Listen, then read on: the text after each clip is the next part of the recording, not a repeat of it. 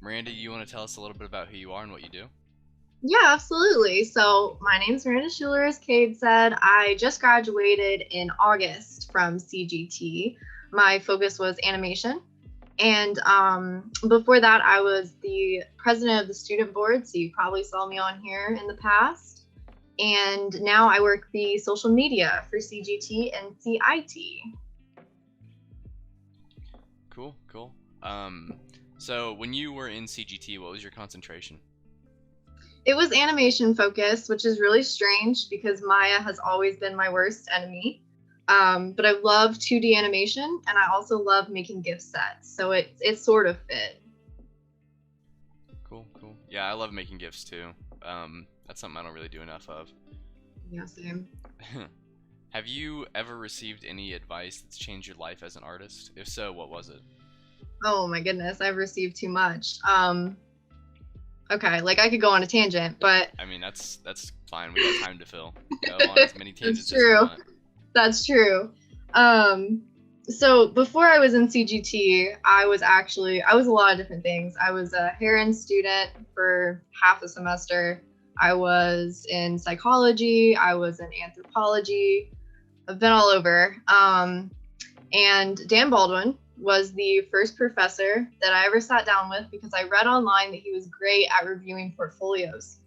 And so I scheduled a meeting with him when I was a Heron student and showed him my portfolio, and he said, "You need to be in CGT." And that was probably the biggest monumental thing that someone had said to me. Love Dan.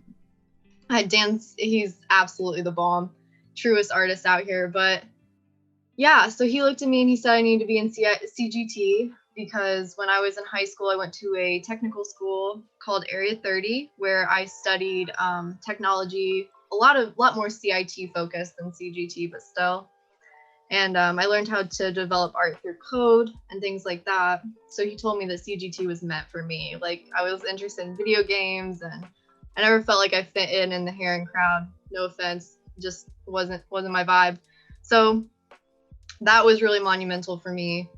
Um, Having Josh Polk look at me during my sophomore or no junior semester, right before my capstone, Josh Polk looked at me and told me that I was not showing my full potential. I was unreliable, all these different things. I mean, he hit me really hard with it, and so did Dan, and that changed my life. Like having that rough critique of myself really changed who I was, and I stepped it up, and I did a lot better after that. That was really monumental for me. Nice. The list goes on. Like all of our professors have said something to me down the line that has really stuck with me. Cool. We can get into that more later. I have some questions about you and your relationship with the CGT professors. So, Perfect. um, what would you say? Like, who are some artists that you draw the most inspiration from? Ellie versus Bear. I absolutely adore her. I adore her work so much.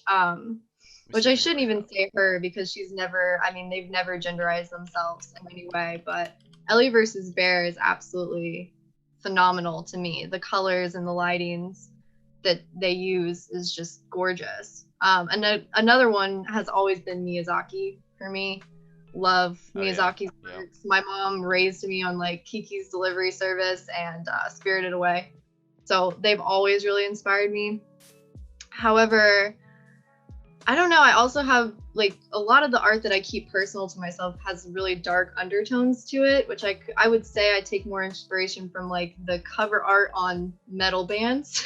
So I have a really weird combination of inspiration that I come across. Okay. I'm pulling up Ellie versus Bear for people watching. They're Here we they're go. phenomenal. Absolutely, they're phenomenal. The Wow. colors, it's the lighting for me. I think. Yeah, this is adorable. I love this. I know. I feel like they take you somewhere else. I love art that makes you feel like you're not on this planet. They take you to like another place or another time. It's really beautiful. Pulling up some Miyazaki too. That's the classic. That is the Yes. classic. But yeah, let me turn that off here. So, which CGT professor would you say had the greatest impact on you? Dan Baldwin. Okay, Dan Baldwin. Because of that, I mean, yeah, that's fair. Dan Baldwin, I mean, it did help that he was working in a career that I was more interested in at the time. But beyond that, his artistry and his tireless effort of working towards his goals is really profound to me. And then, I don't know, beyond that, his teaching style is the one that really stuck with me. But I have to say, the person that probably taught me the most in a program, Jason Guy, made me learn. Like, he would walk over to my desk and make sure I was learning and doing the projects and paying attention. And that was really profound for me as well. Yeah, I love both their teaching styles. They're different, but both great. Exactly, yes. How has your psychology education impacted how you make art? Well, this is the long one. Here we go. So, for anyone that knows me but doesn't know what I'm really doing after I graduated, I'm going for my master's in human psychology with a focus in applied behavioral analysis, which is a long fancy word for people with mental disorders of any type, all the way from the autistic spectrum to people with borderline personality disorder like myself, which that might be TMI for some people, but I feel it's important to be honest. It covers all of those different facets. And my senior capstone for CGT was focused on a scientific theory known as Mary in the Black and White Room. And I derived the project to be entirely about mental health in the world of screens. And ever since then, I just knew that helping people was something that I wanted to do with my skills, and whether that be in video games or anything like that. So I'm now going into that psychology facet. I go to Purdue Global because they allow a thesis track in technology. And I am going on to my PhD, and I will be researching how video games and VR and AR technology can help people with mental illness, which is something that, I mean, we already have so many different types of art therapy, from equestrian therapy to regular art therapy, traditional art therapy, and this will just be the next step in that process.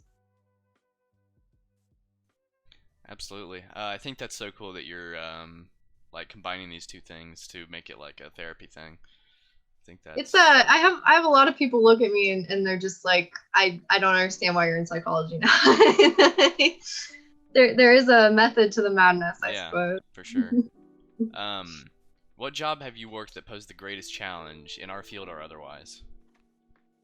So right when I graduated, well, I shouldn't say right when I graduated. It was like about a month after I graduated. I had you guys might remember Brandon Stahl, who we interviewed on our Twitch stream a while back. He is a part of a company known as ZergNet, and they were hiring for video production assistants. And he had a full-time position and part-time position open. And I took the part-time so I could work remote and still go to school. And that was the biggest, most challenging job that I've had so far. And I still have that job and I love that job. But there is something challenging, even though you go through CGT or CIT and you know that you're going to be involved in technology, there's still something really challenging about sitting at a screen for 12 hours a day. It's a lot. So that was probably the biggest awakening that I got, that like, this is the career that I'm choosing. Okay. How have you been coping with quarantine? Has it been going? Has it benefited you at all? One sec. Somebody is calling me on Discord. Go away. Oh my goodness, go away. Okay. Yeah, how have you been coping with quarantine? How has it affected your life? Okay, well, first of all, I was really upset I didn't get to go to Russia. I was devastated that I did not. So I was a part of the study abroad program for CGT, and I was supposed to go to Russia in the spring break early this year. I was very upset, and I had a little bit of like a catastrophic time where I was just pitying myself, really. And then after that, everything was online for me. I hardly got to see my friends. I was so busy. And I felt like I hit a point where I was just having existential crises all the time. But that's kind of what really clicked in my head, that I wanted to be a person that was helping. Just the climate of the world. I want to be someone that's like out there on the forefront of helping people, and that's what I want to be known for. So I would say that quarantine has both hindered and helped me in different ways. And working from home has not bothered me one bit. I'm much more introverted than I would say I'm extroverted. So working from home has kind of been really nice. But I will say, I don't know, it was a lot to get used to, and I'm curious when our world will ever go back to normal, if it does. Hopefully one day. Yeah. Hopefully. But yeah, I've been like working from home doesn't bother me. I got the whole setup here. Right. But yeah, being like, I don't know. I was kind of going through it this summer, not gonna lie, but I'm pretty cool now. So Yeah, the absolutely. initial stages is like, I don't know. I guess it took its toll on me. Exactly. And I don't know, I don't know how it couldn't. It's just everything going on in the world. I don't know how anyone could not be affected right now. Yeah, absolutely. Um, so what is one business in your life that you would love to work for? Oh my gosh, that's so hard. Can I name more than one? Yeah, you can give like a Awesome. top five if you want to. Okay, cool. That works really well for me. So there is a professor that works at a university in California. I'm not going to say his name because I don't know if I should, because his research is a little bit private right now. But I had met him through SWE. I was a part of Society of Women Engineers when I was in college, and he is at the forefront of working on developing virtual reality that helps people with mental disorders. Would love to go work for him at that university and be a researcher, a part of that conversation. Beyond that, though, I've always loved video games, and there are positions in video game industries for psychologists that have a degree in technology and are mentally, or I should say, their thesis is focused on the technology that people can relate to and the stories that people can relate to. And some of those companies, I mean, just off the top of my head, like Bethesda, um, I'm a sucker for Bethesda. Sony, love Sony, would love to work for them, even if it was like in their cinematic video game industry. That's really beautiful, the storytelling there. Um, I used to be a huge sucker for wanting to work for Disney. I don't feel like Disney would have enough freedom for me to want to work for them anymore. I feel like they might not be the industry that I'm looking for anymore. But I would say there's also a ton of indie game industries that I'm super interested in. Yeah, I don't know. The list can go on and far, and it's all over the place as well. Yeah, I like your answers though. It's yeah, I'm like kind of similar in like what businesses I would like to work for. Yeah, I Um, saw that you posted on Discord that you're interested in like the user interface. That is yeah, super cool. Video game design. That's yeah. awesome. Thank you. How did you find yourself drawn into our field? Like pre Dan Baldwin, how did you find yourself drawn to Heron? That's funny. That's literally my life, is like pre Dan Baldwin and post Dan Baldwin.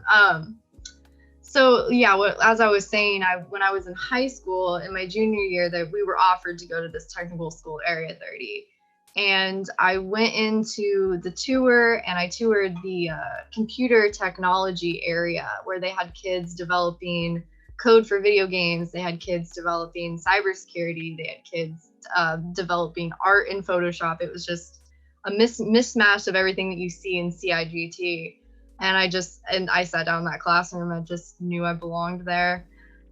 I always, ever since I was like a real little girl, my parents raised me on video games, and we always played together. And I always thought to myself, I'll never get to do that. I'll never get to be in that industry. And I was wrong. Like, there's very much a place for me in that industry if I really want it. Yeah, I hope what you're doing with psychology and everything works out. Like that would be so cool to work in that field. Like, but yeah, kind of segueing off that, what kind of hobbies do you have beyond CGT? I grow a lot of plants. You can see some behind me. I'm a huge, I don't know what you would call me. I love plants, I love insects, I love everything involved in nature. So some of my hobbies are just like being out in that nature, and I love to study plants and research them. I watch YouTube videos on them all the time. And reading, you can kind of see part of my bookshelf behind me, but I have like a ton of bookshelves covered in books. I have over like 500 books now, I'm pretty sure. Reading is another big one for me. I just anything storytelling is really big for me. Cool. What are your current goals like as a professional?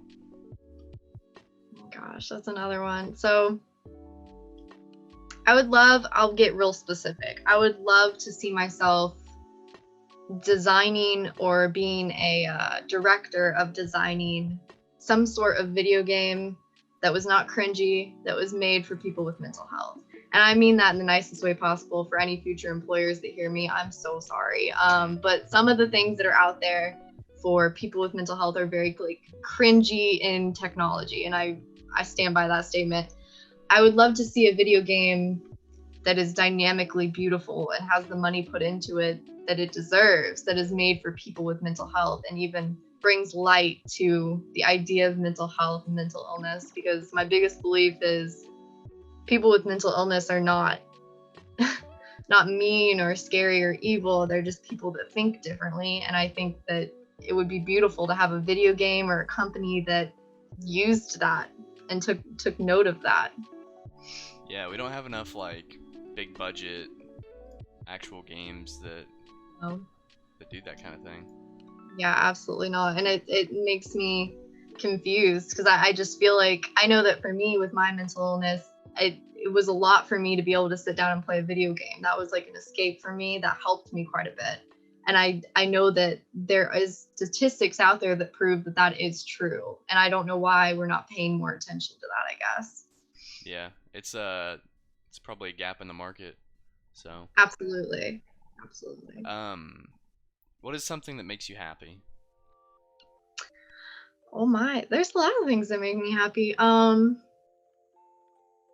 Buying a new video game when I've been saving up for it.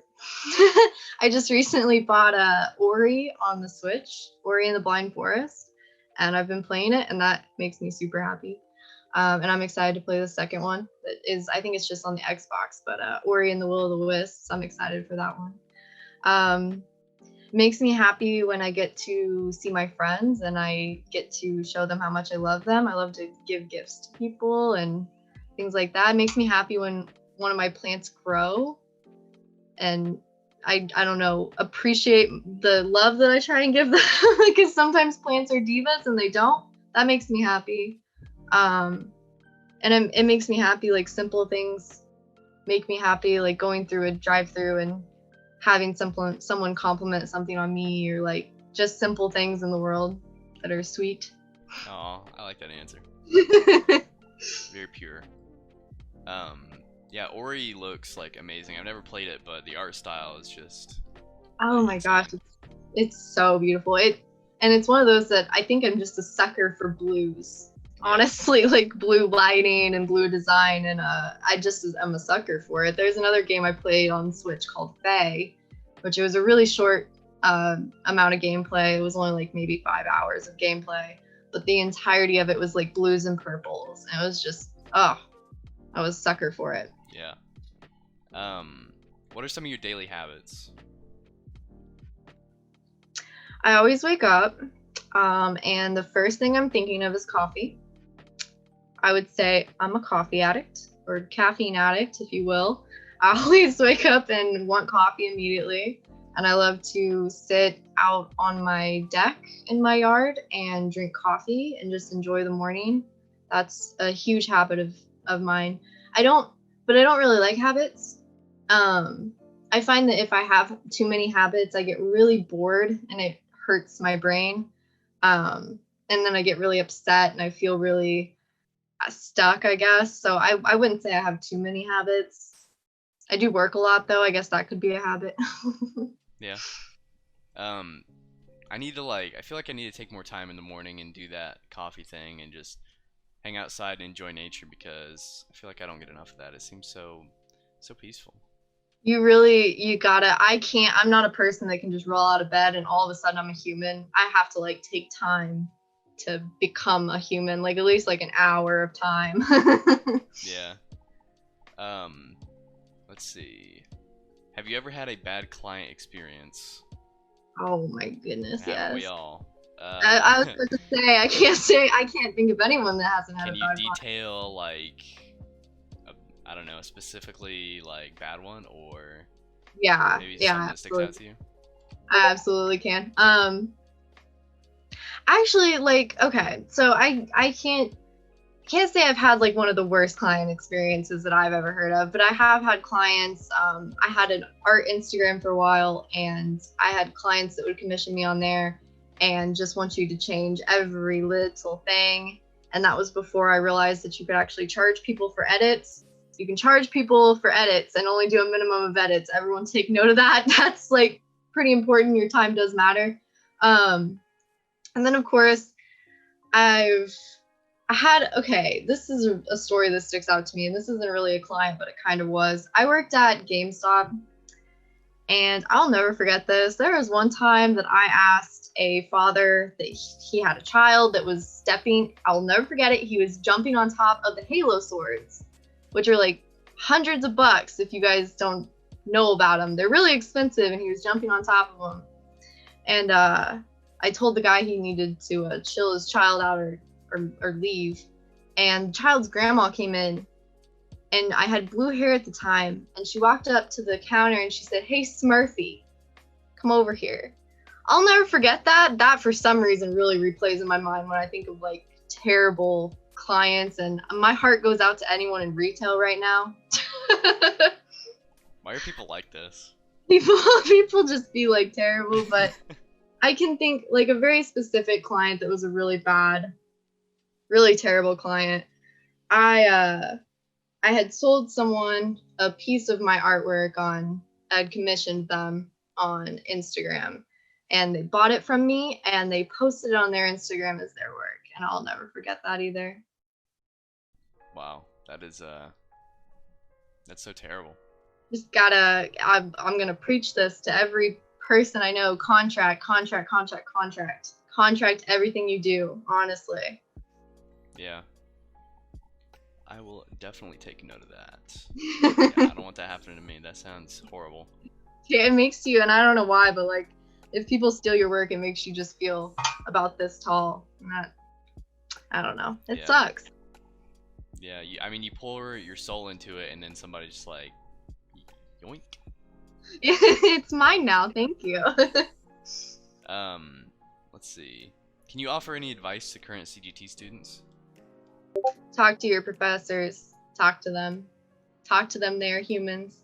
Actually, like a lot of the reason we set up this Twitch stream was for you all to realize that your professors are humans, and I think that goes for CIT too. But our CGT professors care a lot about us, and they will sit in an office with you and talk to you. And I mean, even if you're having a rough time and you have no one else to talk to, or if you're having a rough time and you're missing an assignment, don't just not turn it in. Talk to your professors. Really talk to them. And I think it's also important. I think everyone will find that by the time, like with every single year that goes by, you will want to redo your portfolio. You will eventually hate what's in your portfolio, and that just means you're growing. There's nothing wrong with that. But I do think it's important to start your portfolio and start understanding what it means to have a portfolio, and start asking people their opinions on your portfolio and their opinions on your work. And don't ask your parents. Ask like people like your peers, or ask people like your professors. Yeah, that's good advice. I tell like everybody trying to come to IUPUI for graphics, gotta come into CGT, not new media. We got the small classes. Our professors are like amazing. You gotta go to CGT. I'm telling you. Absolutely agree. Our professors are always so hands-on, and they really care about us. It's just when I was like a freshman and sophomore, I didn't take advantage of that. I didn't take advantage of it until I was like end of my junior year into my senior year, and that's my own mistake. But like, take advantage of your professors. They're there for you, and their advice is great advice. Yeah, absolutely. What piece of art has had the greatest impact on you as a person, whether it be movies, TV, or otherwise? The movie Interstellar. Okay. That's another one. That's another one that I could probably go on hours talking about, from the complexity of the science, and I'm a huge science nerd, all the way to the music that was made by Hans Zimmer. So let me just nerd out for a second, all right? Go for it. Hans Zimmer, when he was told to write music for Interstellar, he was told, write what a father feels for his daughter. And so the entirety of the music in that movie is based on that feeling. And to me, that's art, to be able to take a feeling and bring it to metamorphosis into something that will touch people's lives. And they may not even realize what they're hearing, but whatever. Every part of that movie is absolutely it's my favorite, and it's cinematically wonderful to me. But also the Alien series, which is like real different to the Interstellar, but the character design on Alien I've loved that. I've played Alien Isolation, I love that. I've loved that movie series as well. Yeah, that's cool. I wouldn't have expected those answers, but yeah, that's cool. Yeah, sorry about that. No, that's good answers. What fictional character would you say you relate most to, and why? Oh man, Dipper Pines from Gravity Falls. I feel like a dipper. I feel like a dipper a lot of my life. I don't know why, something about Dipper really speaks to me. And then I don't know if anyone has read the series of Unfortunate Events, but the older sister in the series of Unfortunate Events, she was an inventor. She would always like tie her hair in a bow when she wanted to invent something. I always loved that. Cool. If you won the lottery, what would you do with the money? Invest in real estate. I would invest in real estate, and then after I had made like as much as like Jeff Bezos, I would just donate it all to people. I just want to be rich so I can like just absolutely give it to people on the streets. Yeah, I feel that. That's very noble. So, thank you. What is your dream project? Ooh, I like haven't thought about that before, I guess. I think my dream project would be to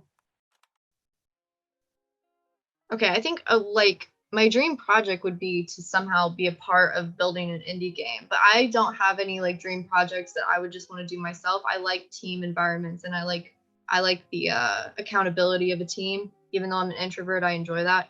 So I would say like my dream project would be having to travel in order to study different environments for like an indie game, or like even like a big game. Okay, that's cool. Yeah, like any cultures in specific that you would like to like learn about in order to make an indie game about it? I have always really been interested in the Maori people. I think that would be cool. I thought it was cool when Disney like went and actually studied them for their piece on Moana. I thought that was awesome. I have always been really drawn to Japanese culture, but there's so many others. Like I love Celtic culture. I think that's a really beautiful what do I want to say? I don't know, a beautiful ritualistic like spiritualism. I think that's really cool. I'd love to go to like Scotland and go into like spooky forests where they used to believe like witches lived and stuff. That would be cool. Yeah. That would be pretty cool.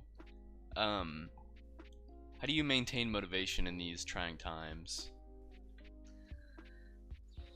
A lot of different things. I have a journal with me at all times, and when I'm like out and about or sitting and talking to a friend, like whatever it may be, I'm always writing things down that come to my brain that could be inspirational.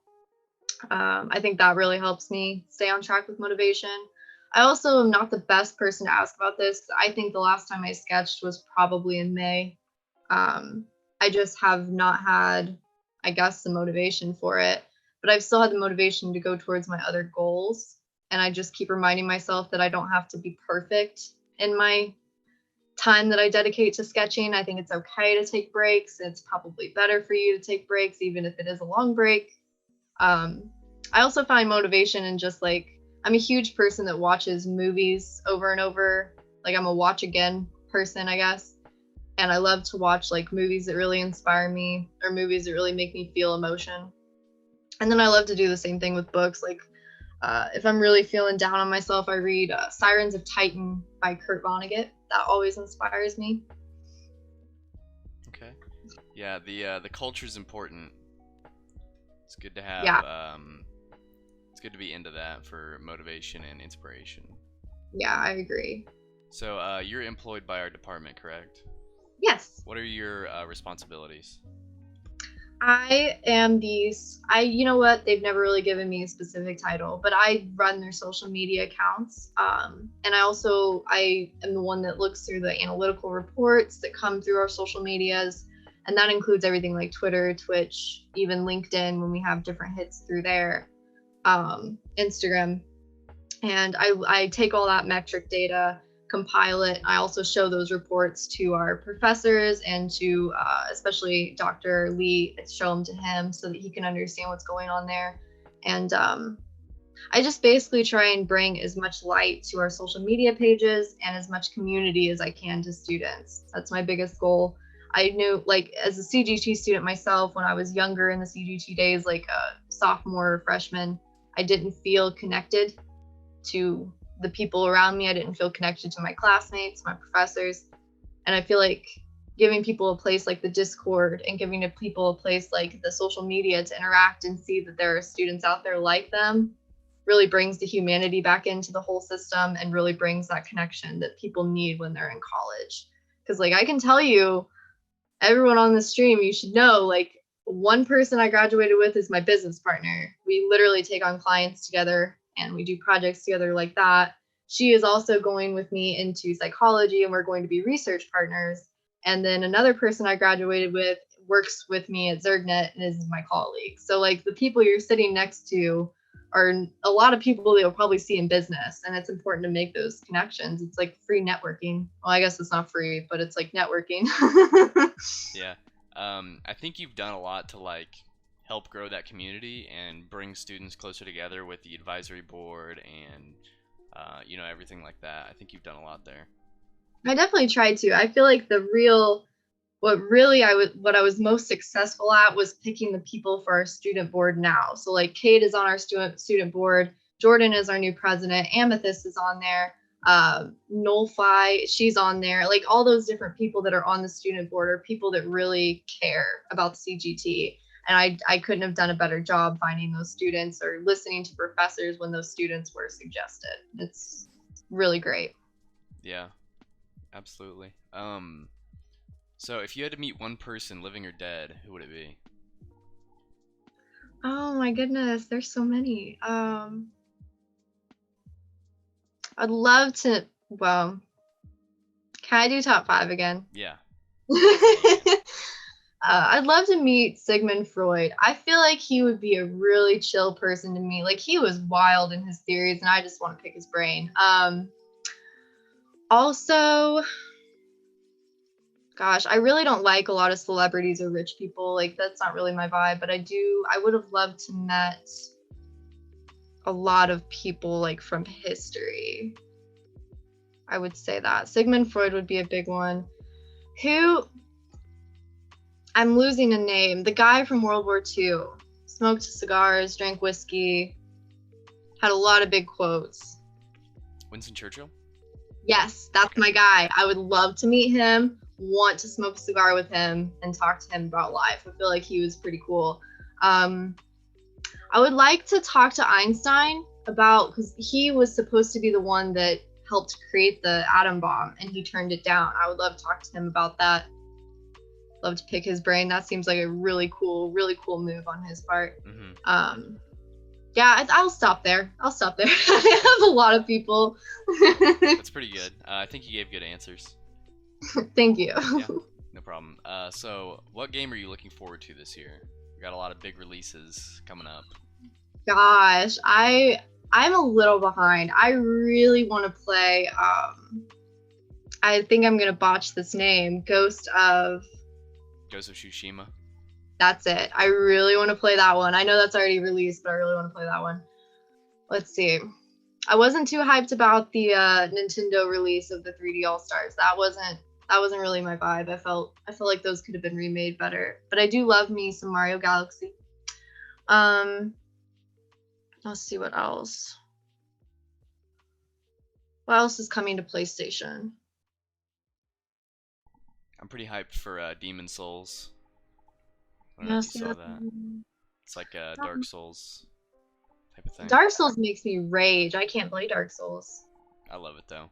I know you actually kick butt at Dark Souls, though. I embarrass myself. It did not work well for me. I did love Bloodborne though, which is weird. I feel like I don't know. That's what I need to play. I need to get a PS5 so I can play Bloodborne. It's not on PC. Heck yeah. I would love to play. They remastered a Halo. Am I wrong? They're coming out with Halo Infinite. That's what I'm looking forward to. I now have an Xbox that I can play it on, and I will be doing that. I haven't played a Halo since I was probably, like 13, 14. So I'm really ready for that. Same. It's an old favorite of mine. I know, it's so nostalgic. I know. If you could compare yourself with any animal, which would it be and why?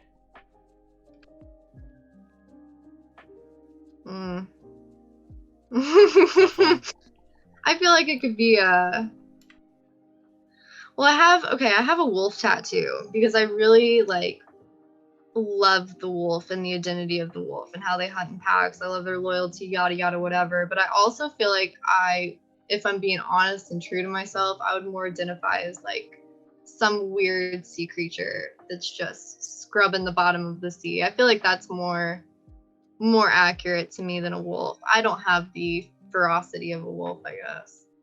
Maybe I'm just like a chinchilla or something. I would say that. That's a unique answer though. I like that. Thank you. Just a deep sea creature. It's just some sort of weird bottom feeder. I don't know. If you could have a superpower, what would it be and why? Oh my gosh, I want to time travel. Give me time travel. I want to see the future. I want to see what happens then, and I want to go back to the past and get real answers, because I feel like history books can sometimes lie to us. I want to know what really went down and who the real good people were. Yeah. But I also feel like if I could on command read people's minds, that could also be cool.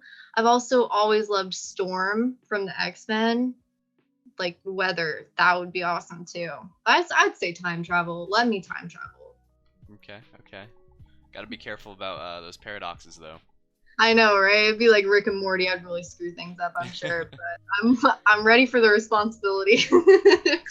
What were you like in high school? Completely different. Wow. I was real angsty. I had the blue hair and the gauges. I was something. There's nothing against those people. I was just really angry about everything.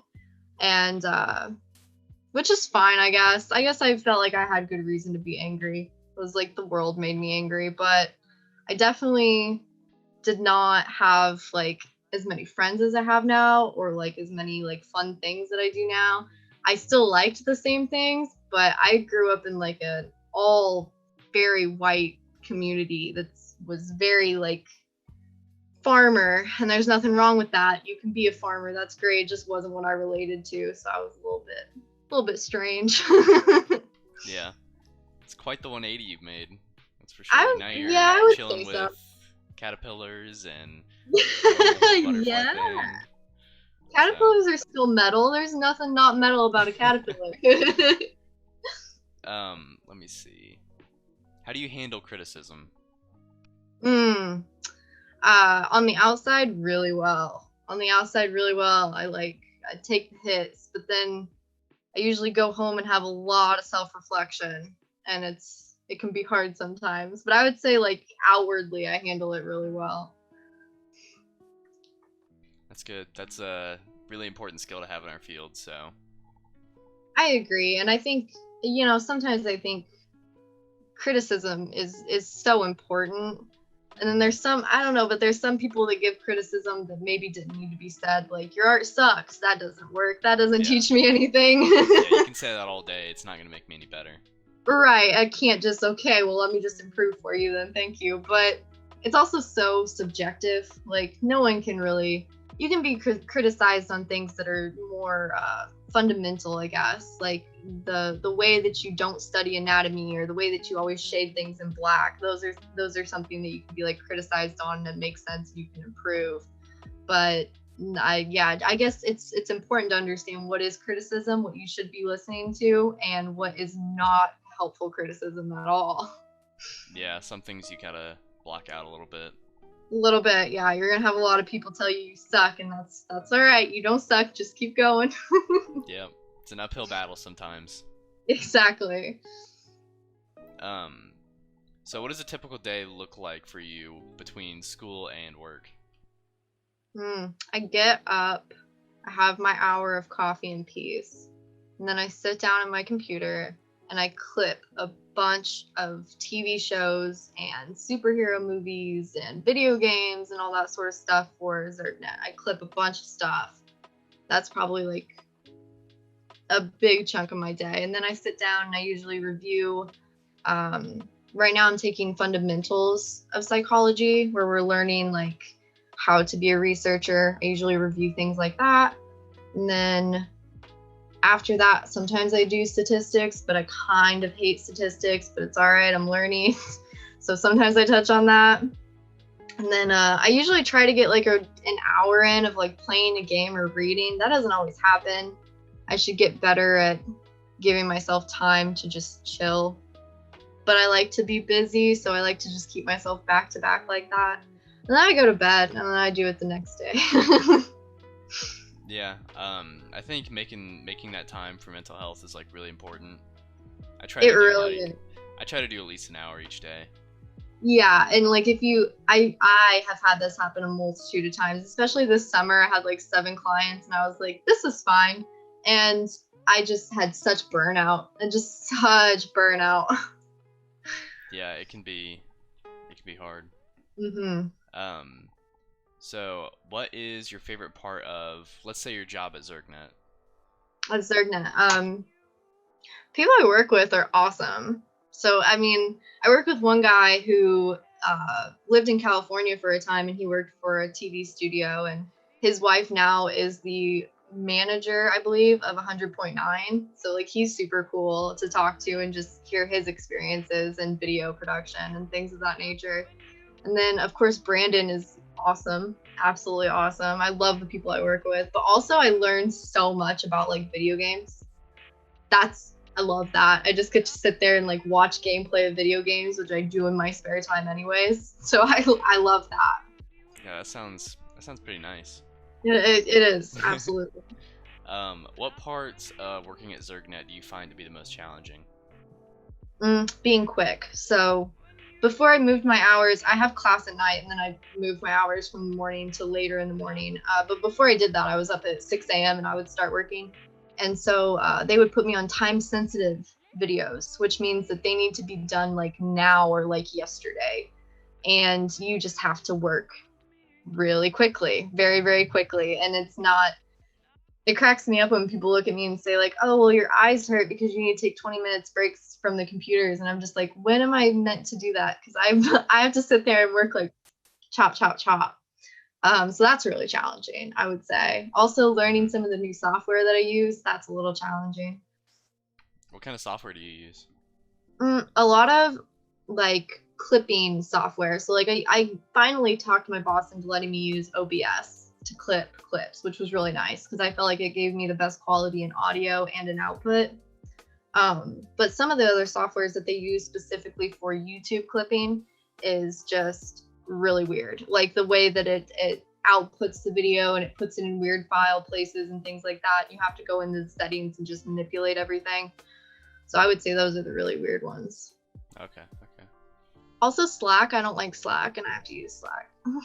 I've never used Slack before. It's like Discord for professionals, I would say, but I just don't find it very fun at all. Oh, okay. Yeah, I think there was like a Microsoft Outlook thing that was like that I used at my last job, but Yep, it's probably like the exact same thing. Yeah. Yeah. How do you maintain work-life balance? I'm like the wrong person to ask. Because I really don't. I would say I don't. I have a friend. I have accountability friends, which I consider friends that look at you and say, you need to stop working. Lucy's back. Stream, say hello to Lucy. She's ready to get off my lap. She's been on my lap the whole stream. She's sitting like a human and her ears are fluffy. Say hello to her. She is important. No, but I have like accountability friends, which are people that I say like look at me and they're like, you need to stop working so much and come to my house and I'll cook for you, or like I will love on you, or like whatever. I would say that's my balance, is that I have people that check me on a constant basis and are just like, hey, get away from your computer, let's go like to a pumpkin patch or something fun. That seems pretty nice to have. Yeah, I'm lucky for my friends, that's for sure. Yeah, I had some pretty bad friends in high school, so me too, man. It's gotten a lot better. Yeah, absolutely. And I would love to be able to tell all the high schoolers in the world, like, it gets better. You're going to find your people. You're going to walk into CGT and you're going to find your nerds and you're all going to love each other. That's for sure. Let's see. Do you have any advice for seniors who are beginning to enter the workforce? I mean, I know you haven't been there too long yourself, but... No, I haven't. But I would say that it kind of starts before you're a senior, honestly. Networking is so very important, the people that you know, but don't be afraid when you've just graduated to just get out there. I have a file folder that is embarrassing because it is 152 cover letters that I have written to jobs, and I have been turned down for every single one of them. But like, don't let that get to you. It's okay. Just because you're not what they're looking for right now, and just because your portfolio is not there yet, doesn't mean that you should not be putting yourself out there. Hit the ground and go, because you will find your place. Like, ZergNet was a blessing to me because it's perfect for me, and you will find that place for you. And ZergNet is just like a first step for me, and your first job will probably only be a first step for you too. Like, be willing to understand that you're going to walk into a job and be like the bottom feeder, like me as a deep sea creature. You're not going to be in the perfect position for yourself, and that's okay. But I feel like the people that make it in this industry are the people that are not afraid to take chances in the industry, or look stupid in the industry, or look like a fool. I mean, just take chances, take risks. Life is so short. Don't give up. It's a cliche, but it's true. Yeah. Hashtag denormalize cover letters. Cover letters.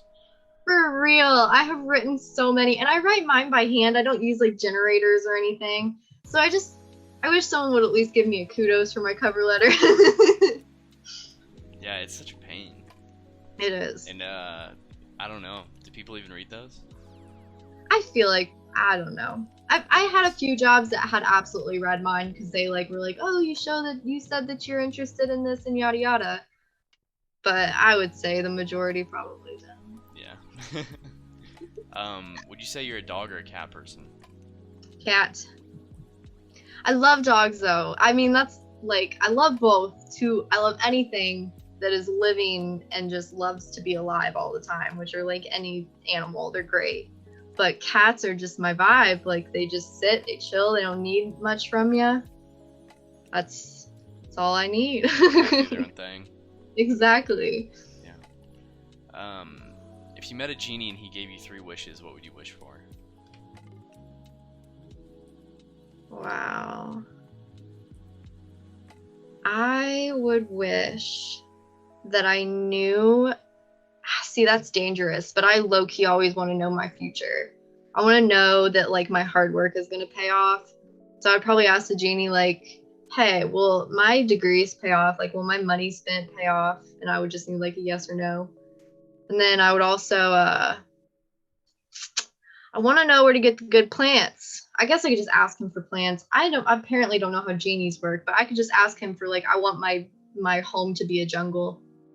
entirely a jungle. And then I would probably ask for, I guess I could ask for money. I would just want to give it back to someone. Like, ooh, I would love to ask for money and fund like CGT and fund like people that have helped me. That would be cool. I could be down for that.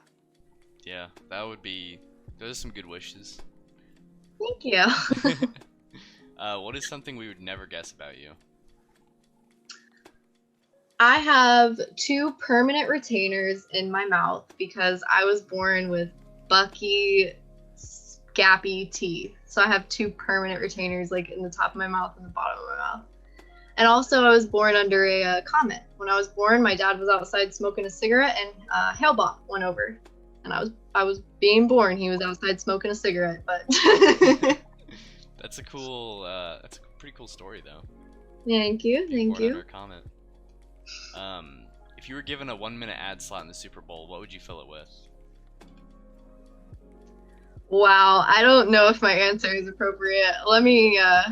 It would be political of some sort, honestly, but maybe I shouldn't say that. Maybe just like maybe something to make someone laugh. Like I would want to make I'm not a very funny person. I would hire someone to make something funny to make people laugh, like that was just genuine and not about sponsorship or a product that's being, yeah. I feel like my real answer would be inappropriate. I'm not gonna say it. I like your alternative answer though. Thank you. I'd want to make people happy for a second. Yeah, me too. I don't think it would be to push any kind of product. No, I don't have any product to push, really.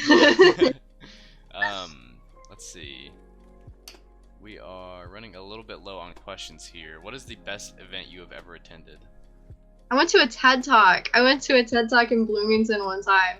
And this, like, it was, gosh, what year was it? 2015? It was 2015 when I just graduated. I went to a TED Talk. It was great. I love TED Talks. And one of the people, I can't remember her name. I'll have to look it up and maybe I'll post it on our social media because she was really cool. She was talking about how painting, she liked to paint emotions. And she talked about like the theory behind color theory and the psychology of it and how she would learn and study that theory and she would bring it into her paintings. And she had been like, her art had been shown at the Smithsonian and things. Like she was super cool. And then there was another guy that talked to us about like climate change, and it just absolutely, it made me want to go vegan. Like it was just, I don't know, really monumental people. But also I would say another one is I went to Warped Tour when I was like really young because I was an angsty teen. I went to Warped Tour and that was really cool. Do they I'm so out of the loop, but didn't they stop doing Warped Tour? They did, yeah, they did. It. I don't actually know why. I know that it was like Van's Warped Tour, and I don't know why they stopped doing it, but they did. So I'm happy I at least got to experience it with a bunch of like other angsty teenagers like myself. Mm-hmm. What would you say are the most important skills you learned in college? Whether it be like mechanical, artistic skills, like time management. What would you say are the most important? Time management, but also I feel like college, above everything else, college taught me to learn quickly. And I know that, like, I know when you're a student, it sucks when people are pushing you to do something quickly, especially when you look at like your professors and they're telling you to make like a video, you know, or like an animation, and you just want to look at them and be like, dude, it takes studios years to make something like this and you're asking me to do it in 2 weeks. But it makes you fast. Like they're literally training you to be faster workers. Like even to this day, like when I pick up a new software, a new technology, I'm quick at learning it. And I know it's because my professors pushed me to produce quick work. And it's kind of important, honestly. It's more important than I guess you might guess, but it kind of is. Yeah, efficiency is pretty important in our industry. Yeah, I would say so. Like there's a lot of people that are hired as character artists and things of that nature simply because they work quickly. And it's important. Mm-hmm. What kind of skills do you want to learn in the future? I want to be better at anatomy. I want to be better sketching hands in particular and feet. I usually just put like little blobs for like hands and feet. That would be a skill I think I would really need, would be really necessary. I also would love to be a better writer, researcher, storyteller. I feel like, and even like a verbal sense, not even just in writing, I suppose. I'd like to be a better storyteller and a more efficient speaker, I think. I sometimes feel like, and I know a lot of people probably feel like this, I sometimes feel really misunderstood after I've told like a story or even a sentence, and I would like to not be misunderstood. Yeah, it's pretty important. I've been on that anatomy grind. I'm not even like a sketcher or like that kind of artist, but I've been trying to get better at drawing. I'm watching all these streams, Yeah, trying to learn muscles and stuff. It's really hard. it is. The correct word was grind. It is absolutely a Yes, grind. it's There is a long. I don't think I have it near me, but there's an anatomy book that Dan Baldwin can recommend to you as well, and it breaks down like muscle structures and bone structures and the importance of it when you're sketching. I think it's a pretty good book for something like that. But I think I don't know. Above all else, it's just practice, probably, or Yeah. maybe I'll always just draw blobs. I don't know. It's not a quick process. It takes so long to be good at drawing. It takes so long to So be good at long. art. It Yeah. really does. Like people that just walk out and they're just automatically, I don't know, art gods. I don't understand those people. I don't know. Let's see. What is your favorite scary movie and why, if you have one? I do. I have so many favorite scary movies. I'm a horror buff, but wow. I think I would say Halloween. I love Michael Myers. I don't know if there's probably no one here that's gonna remember Dory Tiemann, but she was another student. We bonded over Michael Myers. I adore him. But also, I would say Silence of the Lambs. Yeah, Love. I love Silence of the Lambs. I love Hannibal. I would love to meet Hannibal. Oh my goodness. You'd love to meet him? Are you sure about that? through like the cage, the glass cage he was in, through that. Still though. I mean, still though. I suppose it'd be interesting. Be memorable. He's so smart. I don't know. True. I just want to pick his brain. Let's see. I'm kind of running out of stuff here. We've been rolling for about an hour here. Do you think that's pretty good? That is up to you. I can go on or we can stop. I don't know how interesting this stream is for people. I mean, we got 6 viewers, so that's pretty good. Ah, Hello, thanks everybody. for coming. I got one more here at least. What advice would you give to freshman CGT students who may still be unsure of their major? Oh, that's okay, dude. That's all right. There's nothing wrong with that. I'm not even gonna. There's no advice that you need. Take your time to figure it out, dude. You do not. Don't let anyone force you into something that you are not completely sure about. You are spending money, dude. Take your time. I was exploratory, and like I said, then I was like in anthropology, and then I was all over the place. You did take your time. Yeah. If it takes you 4 years, it takes you 4 years. Take your freaking time. Yeah, it's not uncommon also to like switch up a lot like that. No, it is not. And There's a lot at stake. So I was a substitute teacher for high schoolers, and I hated when they would come to me and be like, well, my mom said I should be this. Stop that. Stop that. Stop that. Your mom is not going to school for you. You go to school. You pick something that you want to do. And if you don't want to go to college, if college isn't for you, get the heck out. You don't got to go to college.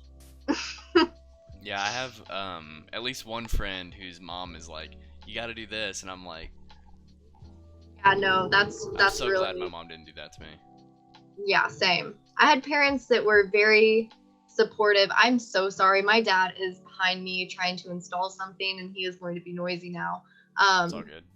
I hope you can hear me okay when he starts up. But Okay. I had parents that supported my ideas. The problem is I want to be everything in the world all the time. And they've always supported that 100%. Even when we didn't have any money, they would support it with their money. They were always great to me. But I can't imagine having a parent look at me and tell me you have to be an engineer, you have to be a doctor. No, that's That's not. Don't do that. Yeah, that's pretty rough. So yeah, I think I'm pretty much running out of stuff here. We've been rolling for just a few seconds over an hour. So do you have any closing words for our CGT students? Any final wisdom? Oh, I don't have any wisdom yet. I am only 23. I'm but a dum-dum. But oh my gosh, I am so sorry. It's actually a lot quieter than you probably think. Like, I really can't hear it very much at all. Thank God. Okay, your voice is way louder than it. Well, I am loud. That helps. Let's see. Closing words. If you're sad, it's okay. That's all right. I want everyone to know it's okay to just be what you are. And that means if you're sad, it's okay to be sad. And if you're unwell, it's okay to be unwell. And if you need a mental health day, take the freaking mental health day. And if you want a tattoo, go get the tattoo. Like, life is just so short. Don't waste time. Buy the things you want to buy. Have fun. Like, do what you can that will make you happy, and don't let anyone tell you that it shouldn't make you happy or that it's wrong. People that judge enjoyable things are not enjoyable people, and just stay away from them and enjoy yourself. And another thing I want to advise is don't just surround yourself with people that tell you you're great all the time. Like I said, surround yourself with friends and staff members and professors and college students with you that are accountability people for you and will check you and like Josh Polk did when he told me I was unreliable. That changed my life, and that was important for me. Surround yourself with people like that, not yes men.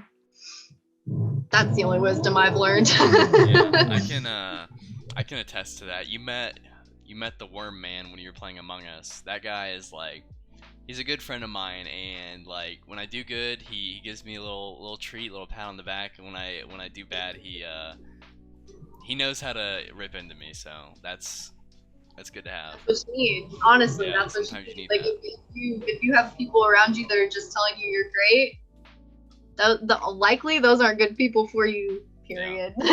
Yeah, absolutely. So